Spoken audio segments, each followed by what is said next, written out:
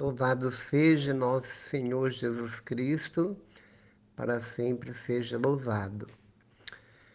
Nós estamos reunidos mais uma vez para explanação da palavra, para escuta da palavra e, acima de tudo, para traduzir sempre cada pedacinho, cada versículo.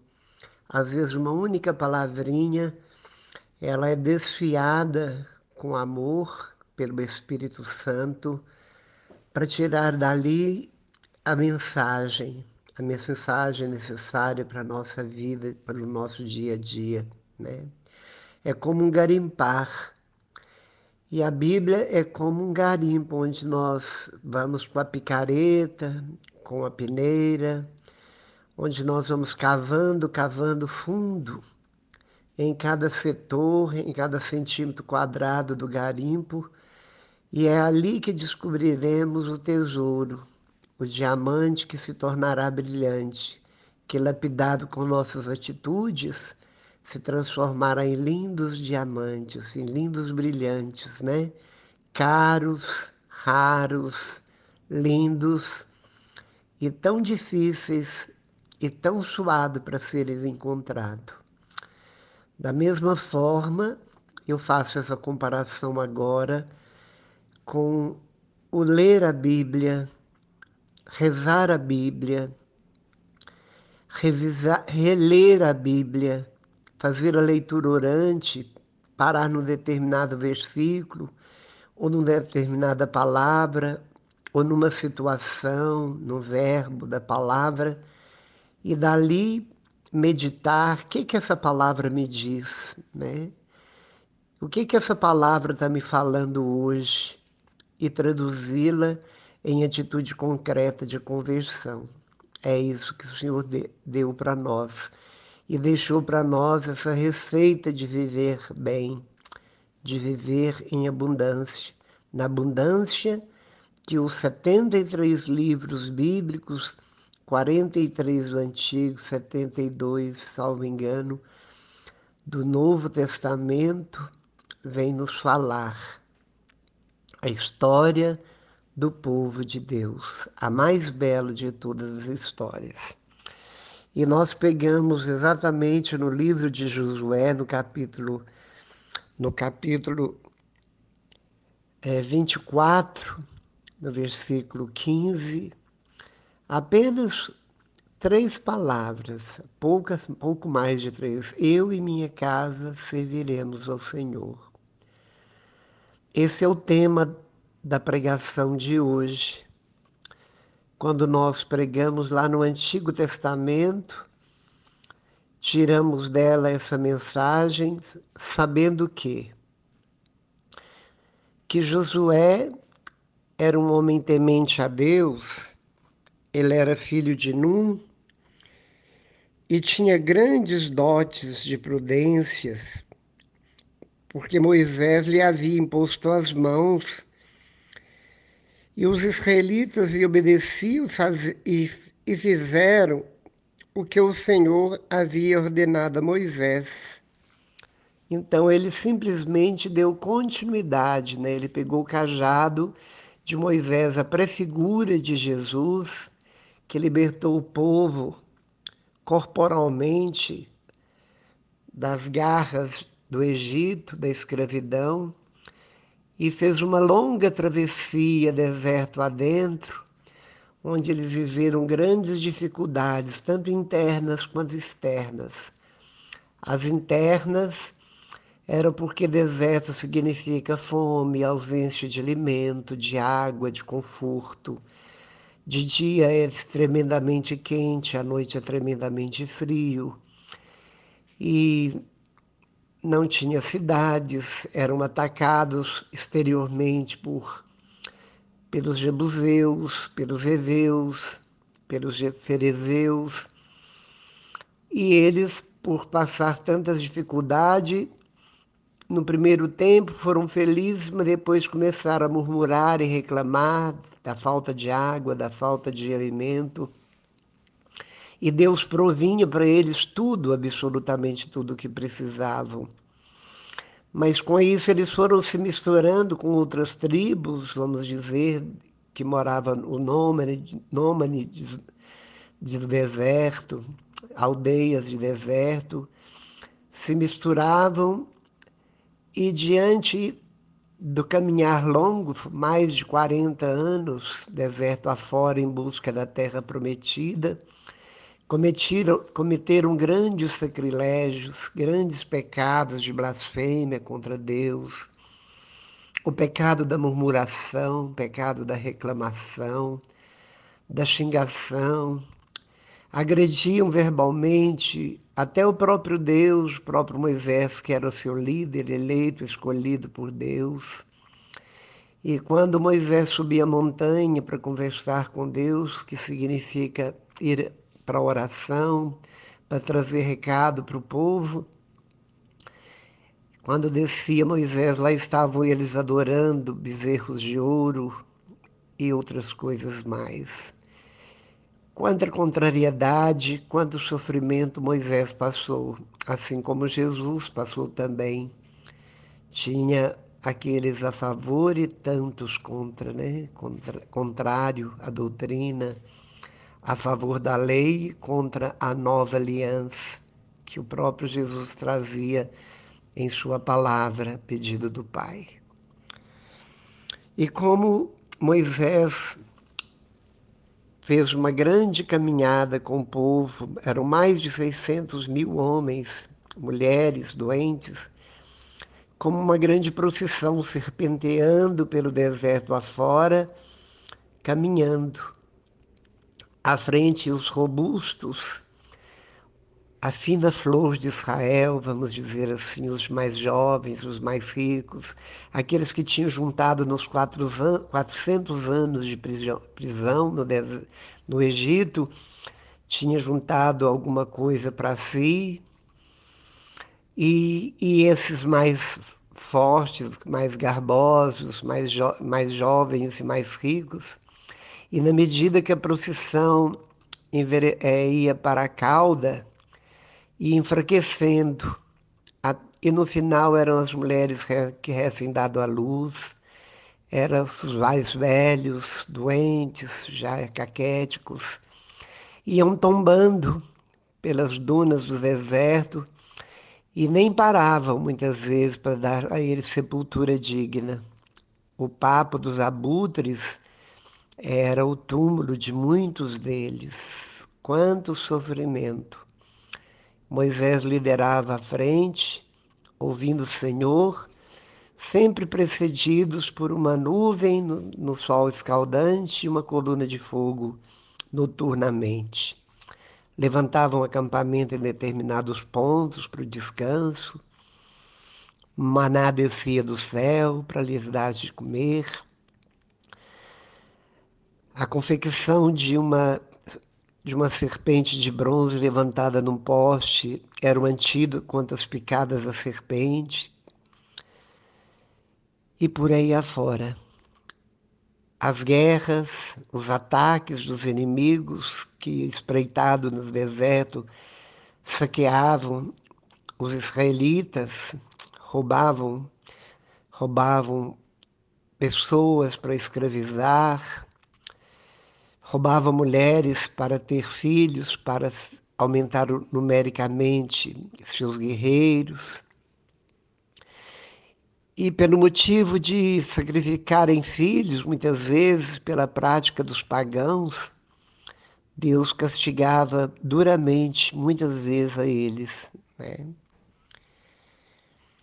E Josué, depois de atravessar o Jordão a pé enxuto para reconduzir o povo, porque Moisés não conseguiu pisar e nem emplacar a terra prometida, morreu em cima do Monte Horebe. Ele morreu ali, abençoou todo o povo, agradeceu a Deus e deu a Moisés, a Josué o cajado para dar sequência. E Josué, quando ele não estava defendendo o povo, lutando a favor do povo, ele entrava dentro da tenda e não se apartava do Senhor, da arca, né? E de tanto ver e perceber traições, adultérios do povo contra o Deus único e verdadeiro, eles adoravam os deuses politeístas, eram vários deuses, Deus da chuva, Deus do sol, Deus do plantio, Deus do vento e assim por diante. As práticas pagãs se tornaram grandiosas e Josué, chamando o povo e clamando o povo, disse um dia: se vos parecer difícil, no versículo 15 do capítulo 24, ele diz para todo o povo reunido, porque ele era o líder: se vos parecer difícil servir o Senhor, escolhei hoje a quem queres servir. Aos deuses a quem vossos pais serviram do outro lado do rio, ou aos deuses dos amorreus, em cujo país estão habitando, mas eu e minha casa serviremos ao Senhor. Essa frase, esse versículo 15, é um versículo de grande propriedade, onde ele faz como que uma pregação e convida o povo a fazer uma escolha, né? Porque ele encostou todo o povo na parede, porque se parecer difícil servir o Senhor, então escolhei a quem servir, se a Deus ou ao mundo, a Deus ou a si mesmo, né? E hoje nós vemos e sabemos com toda certeza que não é fácil servir o Senhor, porque servir o Senhor significa servir o Senhor através do irmão, servir o Senhor através da oração, servir o Senhor através da caridade incondicional, do amor incondicional. Servir o Senhor significa cumprir com os mandamentos da lei, do decálogo, e depois com os mandamentos da igreja, que são 5. Servir o Senhor significa ter uma fé cega, significa amar, adorar um Deus invisível, mas real. Servir o Senhor significa esquecer de si mesmo pelo outro. Significa erradicar do próprio coração todas as ervas daninhas, as batatinhas das tiririca, todo tipo de abrolho, espinheiros, todo tipo de plantio, de veneno, semente venenosas lançada pelo demônio através dos meios de comunicação do mundo e que prolifera de uma forma tão rápida. Quanto as crianças estão mais sábias hoje através do veículo tecnológico, do celular, da internet. Sabem, às vezes, coisas muito mais estranhas do que os adultos, porque estão plugados e pela lei do menor de não poder trabalhar antes dos 16 anos, passam a vida, o dia e a noite, com os olhos fixos e hipnotizados pelas imagens, pelas notícias, por tudo aquilo que se mostra através dos vídeos. Coisas verdadeiras e coisas falsas. Mas a gente nunca vê crianças e jovens no mundo de hoje plugado nas redes televisivas evangelizadoras da própria igreja, das comunidades evangelizadoras que temos em abundância no Brasil e no mundo inteiro. É tudo aquilo que o mal quer, que buscam e querem. Por isso, se é difícil servir o Senhor, escolhei hoje a quem quereis servir, aos deuses, ao Deus do dinheiro, a Deus da aparência física, a si mesmo como a egolatria, a sexualidade tão pervertida e tão variada que temos um cardápio gigantesco, petiscos para usar e degustar. Enfim, Jesus nos diz que só os violentos arrebatará o reino de Deus. Só os violentos. E para a gente obter a paz é preciso fazer violência, não com o outro, mas consigo mesmo.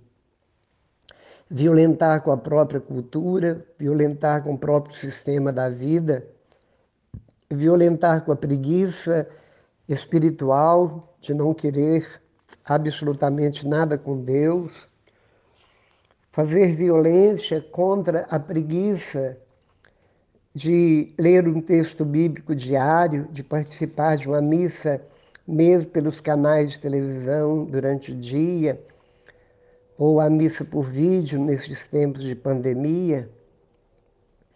É muito melhor jogar conversa fora, é muito melhor ficar plugado, olhando, ciscando a tela do celular, do que debulhando e fazendo correr entre os dedos as contas do terço, ou rezando o ejaculatório enquanto trabalhamos, ou fazendo uma oração em atitudes de visita aos doentes, ou uma visita àqueles que estão enlutados, ou aqueles que estão na solidão.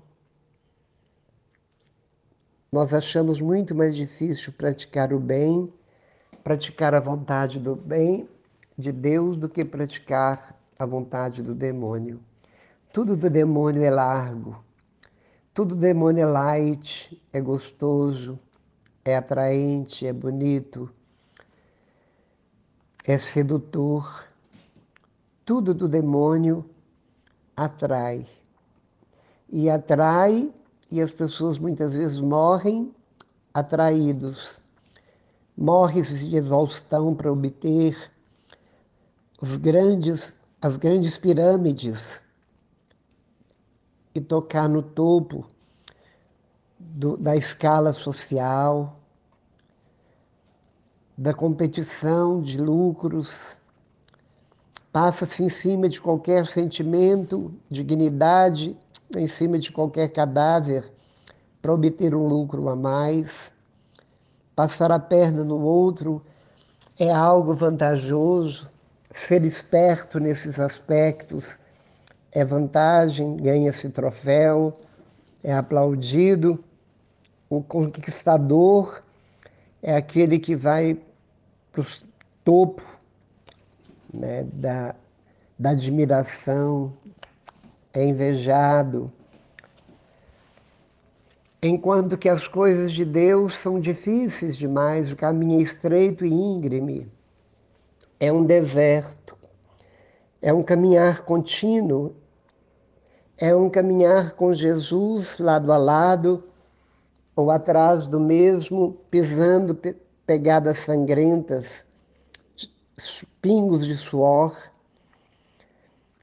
passos de sangue pela distância, pelo caminhar contínuo. É renunciando todos os pesos que carregamos, porque é preciso se ser livre. Quem não ficar livre, renunciar a si mesmo, renunciar a todos os apegos aos nossos bichinhos de pelúcia, renunciar a tudo aquilo que é o ouro e a prata, nós não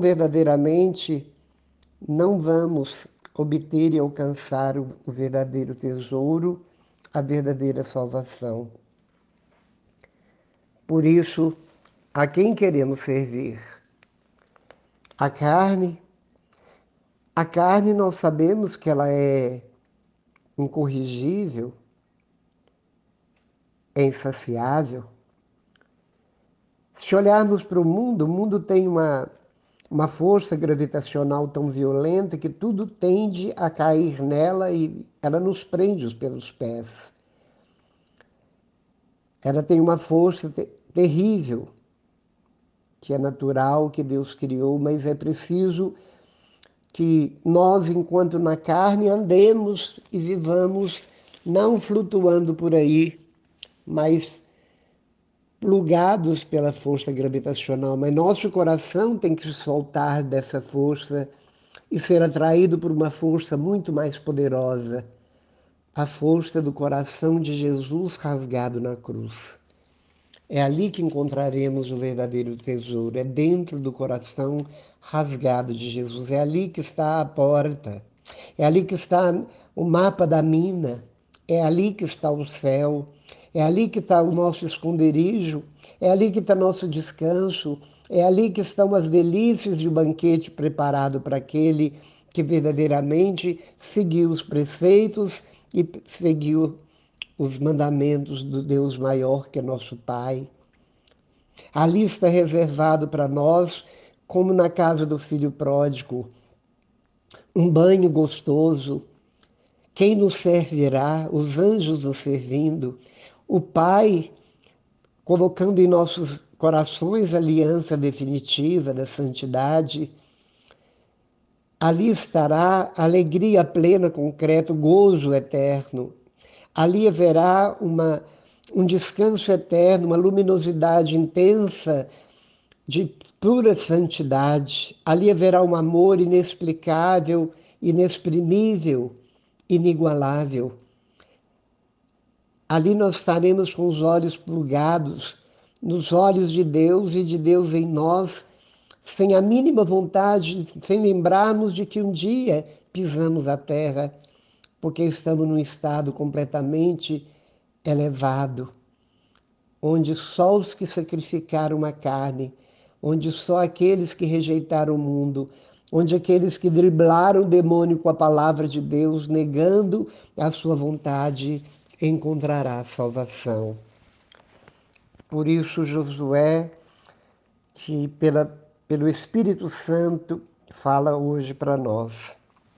Se vos parecer difícil servir o Senhor, e muitas vezes julgamos que simplesmente é uma missa dominical, achamos que muitas vezes rezando um pequeno texto, contrariado, ou com preguiça ou distraído, achamos muitas vezes que participar de um grupo de oração esporadicamente, quando nossa barriga dói, nós já estamos prontos.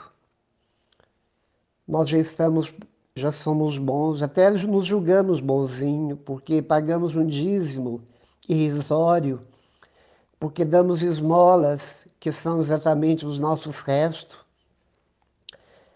porque fazemos algumas coisinhas que julgamos que agrada a Deus, mas simplesmente fazemos de coração fechado, endurecido, enraivecido, nervoso, muitas vezes impaciente com os outros. Falamos, não, até que eu sou bom. Não.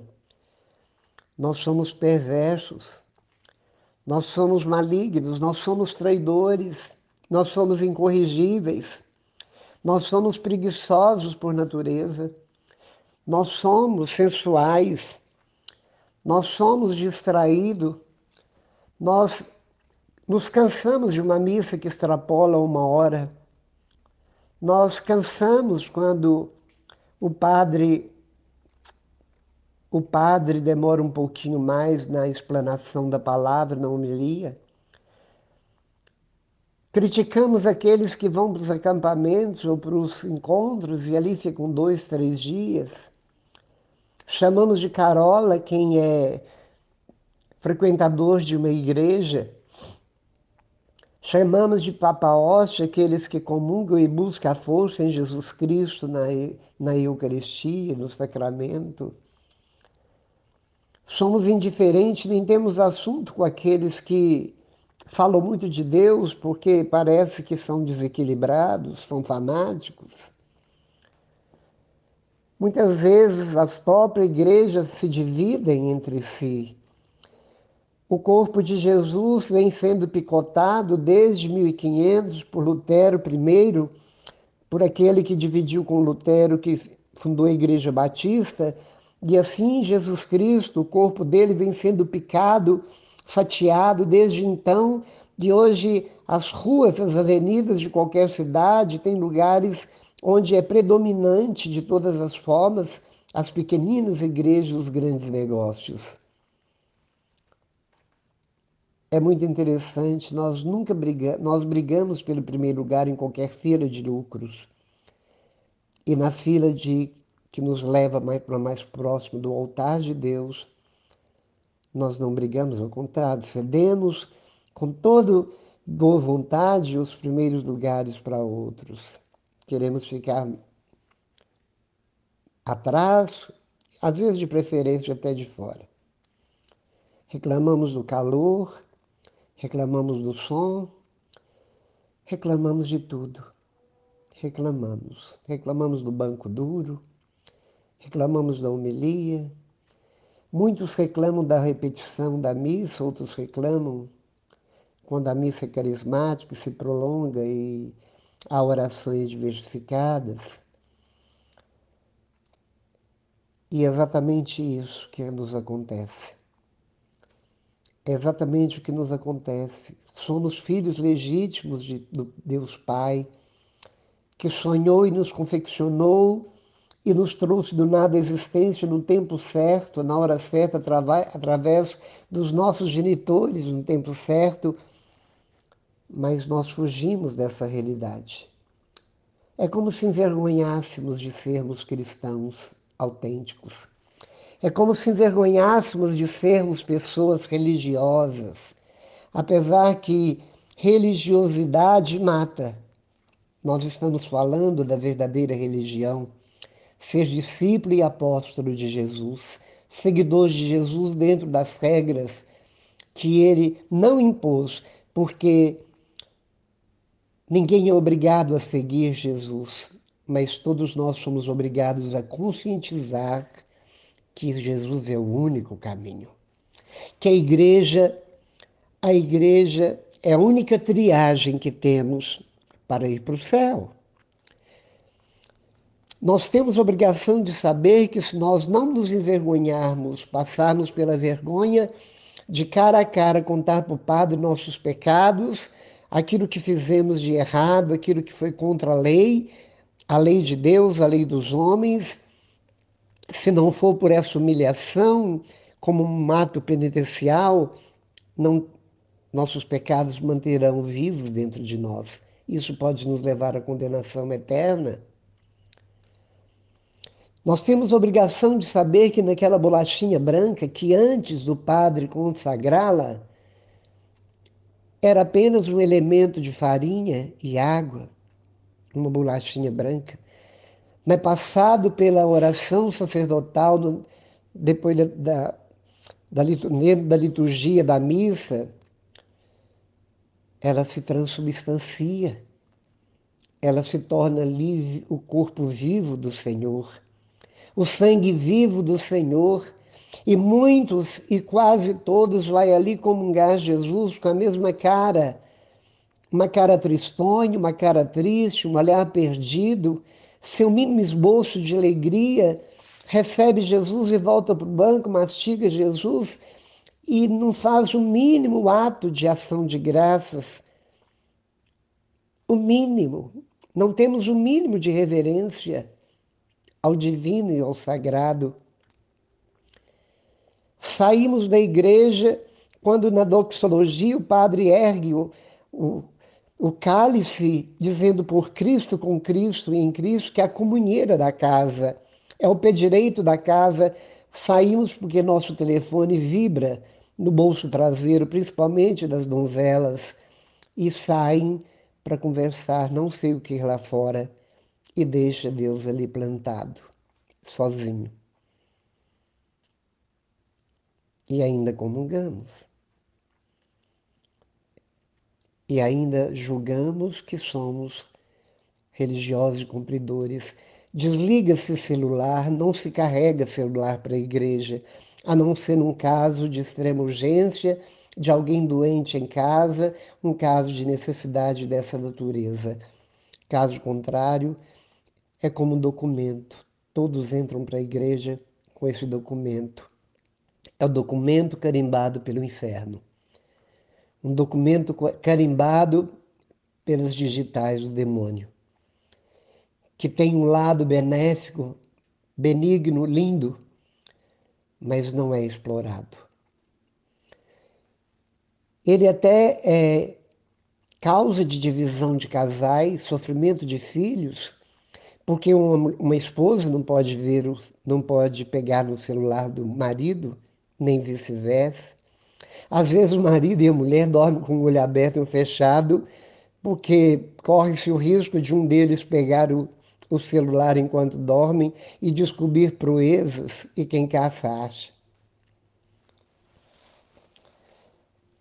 Às vezes parece que eu estou sendo duro demais, mas Deus, Ele é duro conosco. Quem não ama não educa. Nós precisamos ser corrigidos. Deus não quer que nenhum de nós se perca. Deus quer todos salvos. Jesus morreu absolutamente por toda a humanidade de todo tempo e lugar. Contemporâneos dele ali na Palestina, os que vieram antes dele desde Adão, e o último homem que pisará a terra, Jesus morreu num ato único para salvar a humanidade, virá uma segunda vez, não em razão de uma reencarnação, porque não acreditamos, mas em virtude do final dos tempos, para o juízo final, para separar o joio do trigo. E nós não podemos, de forma alguma, ser sugado pelas raízes do joio. Ao contrário, temos que ser trigais, balançando ao vento suave do Espírito Santo, oferecendo em todas as direções norte, sul, leste, oeste, tudo que o trigo tem de vigor dentro de si, de vitamínico dentro de si, de benéfico dentro de si, oferecendo a todos os transeuntes famintos que podem ter tudo, toda a dignidade que se fala tanto, todos os direitos humanos, mas falta o mais importante, porque a vida sem Deus é morte. Ter tudo e não ter Deus é não ter nada. E não ter nada nesta vida e ter Deus é ter tudo, é ser o mais rico de todos os seres humanos. Por isso, a quem queremos servir, a Deus ou a outros deuses? Mas é preciso que nós tomemos e peçamos ao Espírito Santo de Deus, que nos batize no Espírito Santo, que nos encha do Espírito Santo, que nos dê uma medida sacudida, transbordante e generosa, calcada do Santo Espírito, para que nós possamos repetir esta frase clássica, bíblica e verdadeira. Mas eu e minha casa serviremos ao Senhor. Nós não estamos dizendo a minha casa tijolo, nós estamos dizendo a minha casa, meu coração. Porque é lógico que eu, Luiz Gonzaga Pereira, que estou dentro da igreja desde criança, afastei um tempo por causa que o mundo me pegou, caí nas armadilhas do mundo, caí nas armadilhas da ilusão, da vaidade, fui atraído e levado pela carne, fui levado e atraído pela beleza falsa das flores que não eram reais, mas eram de plástico, eram artificiais. Mas eu caí em mim porque as sementes que minha mãe, meus avós lançaram em meu coração vingaram. Dentro da igreja, quando ali entrei travestido e a água do Espírito desceu em meu coração, as sementes incharam, arrebentaram, lançaram raízes e emergiram para dar seus frutos. 32 anos que eu estou, eu tentando servir o Senhor. Não podemos dizer que eu sirvo pouco, eu sirvo muito, porque existe santo de todas as categorias, existe santos pequeninos e existe os santões e os santinhos.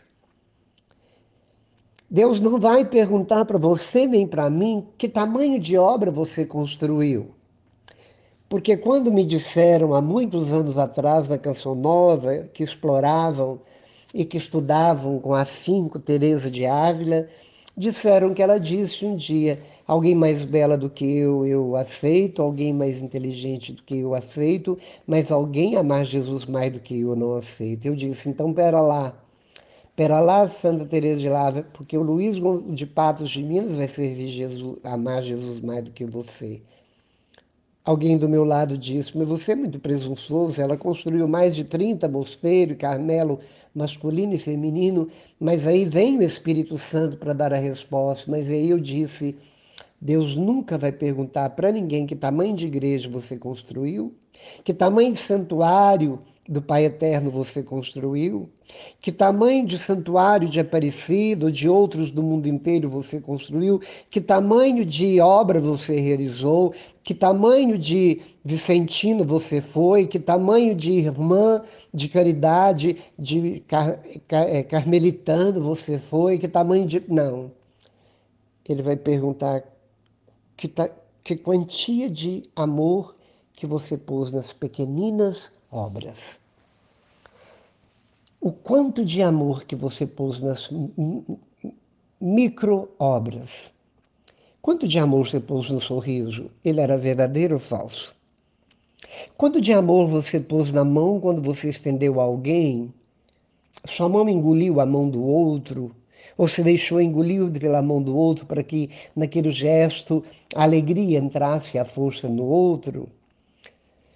Quanto de amor você pôs num abraço?